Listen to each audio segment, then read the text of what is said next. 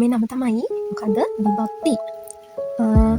නාම ප්‍රකෘති අහලා තියෙනව නේද? නාම ප්‍රකෘති කියලා.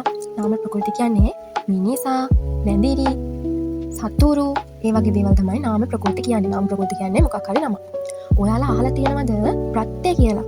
ප්‍රත්‍ය කියන්නේ ඕ ආන් උන් ආට ආගේ ඒ වගේ තමයි ප්‍රත්‍ය කියන්නේ. කලින් පාඩම්වල ඒවා උගන්වලා ඇති කියලා මම හිතනවා. නැත්තම් පහලින් කමෙන්ට් එකක් දාන්න. මම ඒවත් ආපහු ඔයගලන්ට පැහැදිලිව කියලා දෙන්නම්. දැන් විභක්ති ගැන කතා කරන්නේ. විභක්තියක් කියන්නේ මොකද්ද කියලානේ. මුලින්ම අපි බලමු නාම ප්‍රකෘති කියන්නේ මොකද්ද කියලා. නාම ප්‍රකෘති. මම හිතනවා ඕගොල්ලොත් මාත් එක්ක මේ නෝට් එක මේ විදිහටම ලියාගන්න කියලා. පිළිවෙල වෙන්න ඕනේ නැහැ. අපි මේ ෂෝට් නෝට් එකක් ගහන්නේ. means ප්‍රත්‍ය. ප්‍රත්‍ය කියන්නේ ආන ඕ ආගේ පස්සේ නාම පදය හැදෙනවා. ඒ කියන්නේ නාම ප්‍රකෘතියක් සමග ප්‍රත්‍යක් එකතු වෙලා තමයි නාම පදයක් හැදෙන්නේ. බලමු මිනිස් කියන එක කොහොමද හැදෙන්නේ කියලා. මිනිස් ධන ආ නාම පදය වෙන්නේ මොකද්ද? මිනිසා. ඒ වගේම බලමු වැටි කියන එක.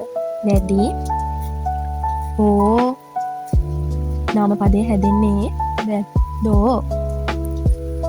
අපි බලමු තව එක වාක්‍යයක්. සතුරු කියලා බලමු. සතුරු අන්. සතුරුවන් නම් මොකද්ද නාම පදේ එන්නේ? සතුරන්.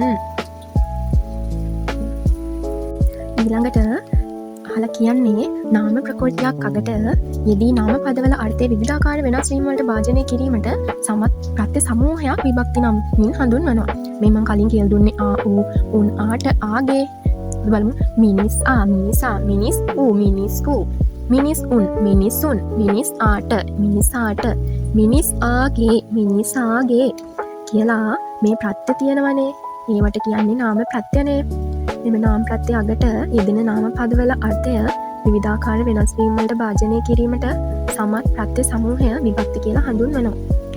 විභක්ති ගැන අපි කතා කරමු දැන්.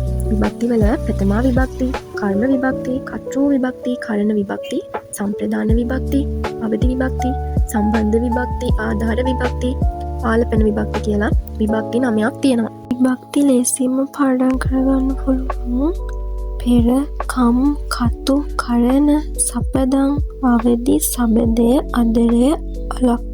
ප්‍රථමා විභක්තිය කම්, කර්ම විභක්තිය, කතු, කර්තෘ විභක්තිය, කරණ, කරණ විභක්තිය, සපදම්, සම්ප්‍රදාන විභක්තිය, අවදි, අවදි විභක්තිය, සම්බන්ධය, සම්බන්ධ විභක්තිය, අදරය, ආධාර විභක්තිය, අලප්, ආලපන විභක්තිය. ප්‍රථමා විභක්තිය කියන්නේ කර්තෘ මුලට එන පදය. කර්ම විභක්තිය කියන්නේ කර්මයේ මුලට එන පදය. කර්තෘ විභක්තිය කියන්නේ කර්තෘ මුලට එන පදය. සහිත වාක්‍ය. කරණ විභක්තිය කියන්නේ ක්‍රියාව මුල් වෙන පදය. සම්ප්‍රදාන කියන්නේ දීමනාව ලබන කෙනා. අවදි කියන්නේ යමකින් යමක් වෙන්වීම. සම්බන්ධය කියන්නේ දීමනාව ලබන කෙනා. ආධාර කියන්නේ යම් කිසි දෙයකට ආධාරව ඉන්න කෙනා. උදාහරණයක් විදියට මලක් තරා සිටීම. ආලපන කියන්නේ ඇමතීම.